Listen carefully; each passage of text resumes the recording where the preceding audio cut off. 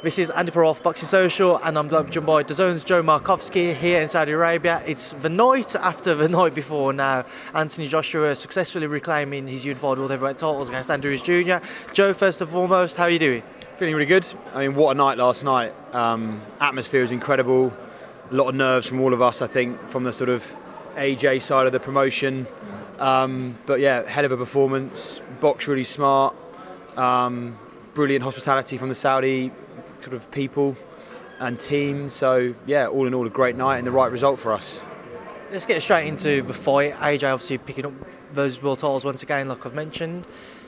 What did you make of his performance? Did what many people kind of suggested, looked to stick behind his jab, moved around the ring, never really got involved with Ruiz and allowing Ruiz to throw in his bunches or whatever he likes to? Yeah, didn't trade. I mean, there's only a couple of instances of trading, 8th or 9th round maybe, but he moved athletically, he stayed behind his jab, as you said. He looked really, really comfortable at the weight. Speaking to Rob McCracken afterwards briefly, just saying, yeah, that is the weight that he needs to box at. So, I mean, that's a fantastic performance. Disciplined, focused, and just really impressive that he was able to avoid any temptation to go in and trade. I'm sure there was. He boxed smart, he boxed clever, and he's a deserving champion again. So, all in all, just a fantastic performance. Psychologically, just how big a win is that for Anthony Joshua when he reflects on what happened on June 1st in New York, to come back in the manner that he did, in the fashion that he did, to completely nullify Andy Ruiz and his most potent of threats? How big of a victory is that for Anthony? I can't speak for his psychological mindset. That's a question you'll have to ask him. But based on his reaction, based on everything he's said and done since, huge weight off his shoulders, and probably extremely excited about what's to come. He's got huge fights. As Eddie said last night, he's back as the king of the heavyweight division. So he should be bloody excited about that, and I'm sure he is. There's huge fights on both sides of the pond, maybe here. I mean, who knows? Eddie will get planning on that with all of us, I'm assuming, very, very soon. So, he should be really proud and really excited because there's a huge load of fights for him now out there. I know prior to the fight we had a chat about the longevity of you guys working with Anthony Joshua and how you'd like to kind of tie in a longer contract with him to be able to show his fights, etc. with DAZN. How big of a win was that for you guys last night to kind of start to put those plans into place now? Absolutely massive. I'm assuming we'll be sitting down very, very shortly to get into that. It was a huge result for us in all of our markets that carried it. The buzz everywhere, even in places you wouldn't really expect. We've got all of our European businesses, Spain, Italy, Germany, Austria, Switzerland, everywhere. Big numbers, big success. And it speaks to the international stardom that Anthony Joshua carries, right? He's got a unique gift in that heavyweight division to transcend internationally and transcend beyond the hardcore fans. We knew that already, and we're obviously benefiting from that. So there's an absolute appetite, of course, for us after last night, especially to go into a long-term relationship with AJ, and we'll get about doing that. So we're really excited. I'm proud of our teams. I'm proud of Frank Smith, especially, has delivered an unbelievable sort of operation out here, and it's not been easy, I know, because it's obviously the first time and it's always tricky, but Frank's done an incredible job. Eddie did a hell of a promotion. All of us, everyone involved, has had an absolute stormer last night, so not least AJ and his team. So I'm really proud of everyone involved because it was a hell of an event and a hell of a performance and the right result for our side of the promotion. Just how nervous were you yourself and DAZN going into the fight? Because the heavyweight division is always considered the glamour division, the money division, the attractive division. Yeah, sure. If things hadn't panned out, you've effectively lost the rights to one of the leading names in the division there. Well, I had a $100 bet with Canelo Alvarez last night on the results. I was sat next to Canelo and my boss, John Skipper. He wanted to put $1,000 down, and I said, well, John pays you a lot more than he pays me, so let's keep it to 100. So took $100 off him, $100 off one of his mates as well. We're going to take that off the next rights fee payment we give to Canelo. But no, he paid up in cash.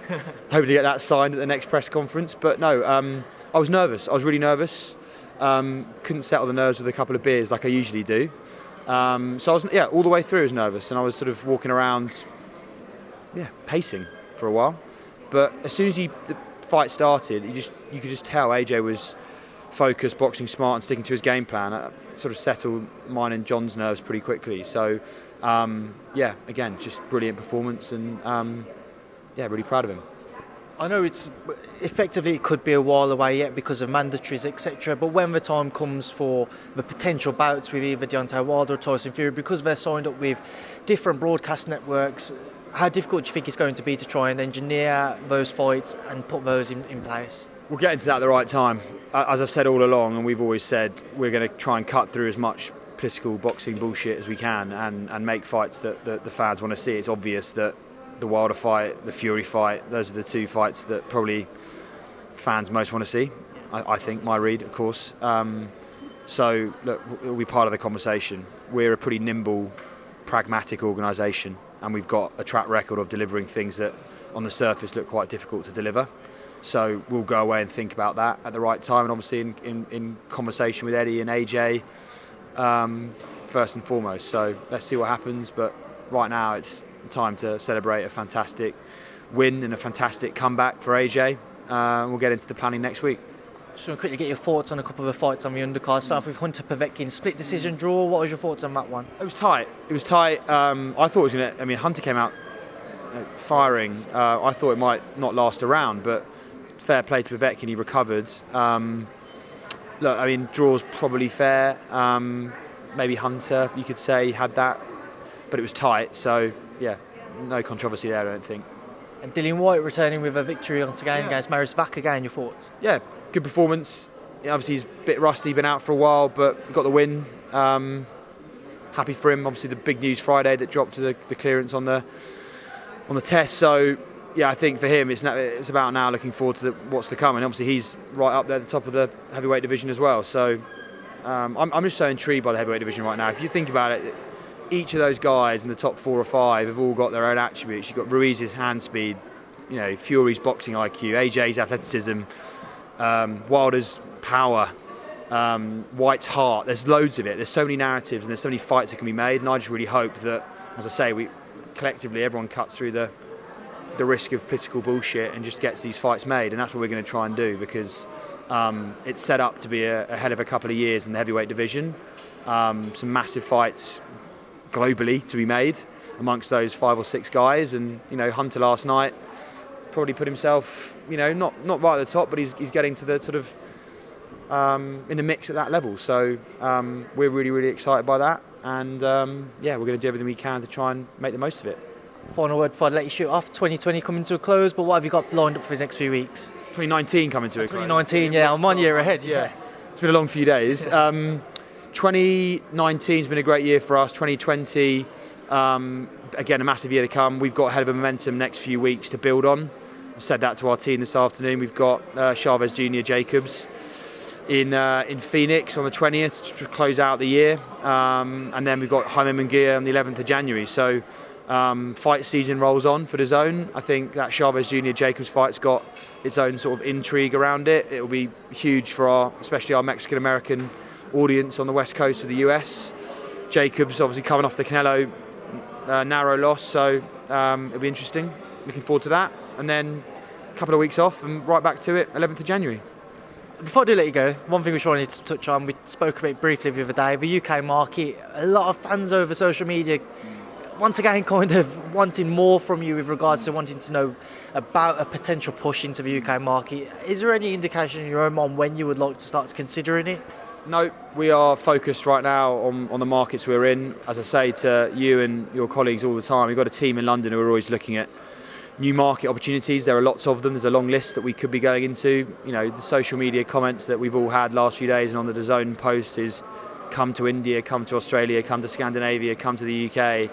That's been the same for a year. We know there's an appetite there because we're building a great roster of content. So we will be, again, just looking at where it makes sense at any given time. Right now, nothing to announce, nothing being planned, and we'll see what happens in the next 12 months. We've got a hell of a year globally, busy year globally, and we've got a big year planned in 2020. So at the right time, we'll move into a new market and we'll make that announcement, and you guys will be amongst the first to know. So we'll see, but right now, nothing planned, nothing to announce. But one thing which I didn't get to ask, initial viewing figures, etc. for last night, what have you got for us? Yeah, really successful. We're not going to announce anything quite yet. Numbers are still sort of settling. It takes a few days for the data to settle, but by all accounts, a huge success across the board. So we're really happy with it. I'm in a good mood flying back to New York, and yeah, excited for the next few weeks and 2020 to come.